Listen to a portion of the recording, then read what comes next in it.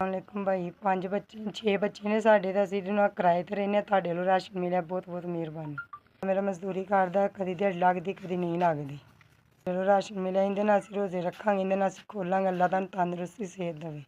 ਫਿਰ ਤੁਸੀਂ ਰਹਿੰਦੇ ਜੇ ਭਾਈ, ਤੁਹਾਨੂੰ ਅੱਲਾ ਤੰਦਰੁਸਤੀ ਦੇ, ਬਿਮਾਰੀਆਂ ਤਕਲੀਫਾਂ ਸਾਰੀਆਂ ਦੂਰ ਕਰੇ। ਅੱਲਾ ਤੁਹਾਨੂੰ ਤੰਦਰੁਸਤੀ ਸਿਹਤ ਦੇਵੇ।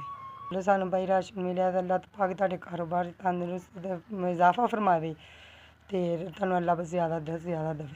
ਠੀਕ ਰੋਜ਼ੇ ਰੱਖਦੀ ਅਤੇ ਮੇਰਾ ਬੱਚਾ ਵੀ ਰੋਜ਼ੇ ਰੱਖਦਾ, ਅਸੀਂ ਇਹਦੇ ਨਾਲ ਹੀ ਰੋਜ਼ੇ ਰੱਖਾਂਗੇ ਅਤੇ ਇਹਦੇ ਨਾਲ ਹੀ ਖੋਲਾਂਗੇ। ਅੱਲਾ ਤੁਹਾਨੂੰ ਜ਼ਿਆਦਾ ਤੰਦਰੁਸਤੀ, ਜ਼ਿਆਦਾ ਤੋਂ ਜ਼ਿਆਦਾ ਰਿਜ਼ਕ ਅਤਾ ਫਰਮਾਵੇ। 5 ਕਿਲੋ ਆਟਾ ਮਿਲਿਆ ਸਾਨੂੰ ਭਾਈ, ਅਤੇ ਨਾਲ ਚੱਕੀ ਦਾ ਤੋੜਾ, ਚੱਕੀ ਦਾ ਆਟਾ 5 ਕਿਲੋ ਮਿਲਿਆ, ਤੋੜਾ ਰਾਸ਼ਨ ਦਾ ਮਿਲਿਆ।